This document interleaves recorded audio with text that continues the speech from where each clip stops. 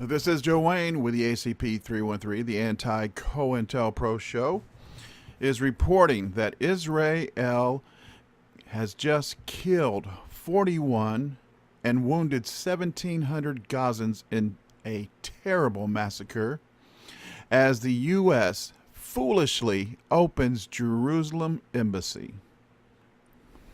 Update. In what now is the most deadly day since the beginning of Hamas's 6-week-long March for Return demonstration back in March, the Palestinian Health Ministry said the death toll from Monday morning's terrible massacre in Gaza has risen to 41, with more than 1,700 wounded.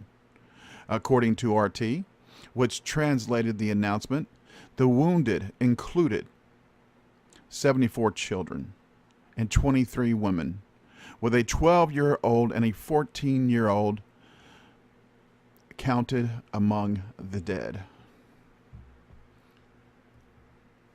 They also issued a revised estimate of 35,000 for the number of protesters who gathered along 10 areas at the Gaza border fence. Live bullets caused most of the injuries, while some 320 people were hit with tear gas.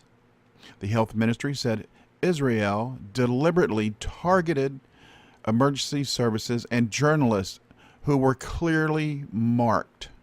Meanwhile, the IDF, the Israeli Defense Force, which I think should be renamed the Israeli Death Force, said fighter planes targeted Hamas outposts near the village of Jabalah after Israeli soldiers said they were fired on in this area. And there you see pictures of the devastation. The death toll could still rise, the ministry said. The Israeli military continued its violent repression of Palestinian protesters on Monday when soldiers once again gunned down unarmed demonstrators whom it claimed were trying to penetrate the border fence separating Israel from the Gaza Strip. According to the Italian newspaper Tu Sole 24 Ore, Israeli soldiers said they were provoked into violence when small groups of Palestinians began throwing stones, and IDF, Israeli Death Force, soldiers from the other side of the border fence. The soldiers responded by gunning down demonstrators. By the time the demonstrations had quieted down, at least 28 Palestinians had been killed and another 600 had been wounded, according to the Hamas-controlled health ministry. The Wall Street Journal reported that a 12-year-old and a 14-year-old had been counted among the dead. At least 10,000 Palestinians had gathered early Monday morning, local time, along the 10 locations along the border fence, which is one of the several closed borders that effectively cut off Gaza from the rest of the world. Though Hamas has been known to dig tunnels to help people move in and out of the territory, Tu Sole 24 Ore reported. The international community has widely condemned President Trump's decision to move the U.S. embassy. The international community has widely condemned President Trump's decision to move the U.S. embassy to Jerusalem. Though, as Trump has correctly pointed out, every U.S. president since at least Bill Clinton had promised to move the embassy. The U.K. reiterated Monday that it doesn't intend to move its embassy, adding it doesn't agree with President Trump's decision. And folks, I've got to tell you, I don't either. Now, we are being invaded at our southern border, and he has promised an end. That being our president, Trump has promised an end to endless wars. And now, folks, he is running headlong into World War III.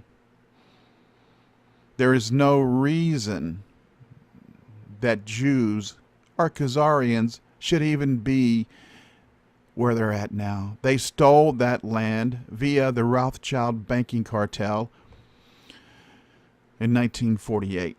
Stole that land, and today's massacre with Deadeye and today's massacre with dead fish Kushner and his wife, Ivanka Trump, or Ivanka Dead Fish Kushner. They were in the front seats just beaming at all of the death and destruction, happy as clams at all of the chaos they have just started. I don't know about you folks, but this is not making America great again in my eyes. This is running headfirst into World War III, just completely disregarding all of the dead and all of the future dead that will come out of this next war that Israel is trying to force the world into. Recently, Israel, well, they bombed Iran, they bombed Syria, and now they're killing Palestinians at will. Palestinians, folks, who are using slingshots. They're using slingshots and they're being fired upon by tanks, drones, and automatic weapons via the Israeli death force. I would urge my president to think long and hard about what he is doing. And this is not what we elected him for. No, just the opposite, folks. We elected him to get us out of endless wars, not force us into World War III. That being said, this is the very disgusted, downright disgusted and busted Joe Wayne with the ACP 313.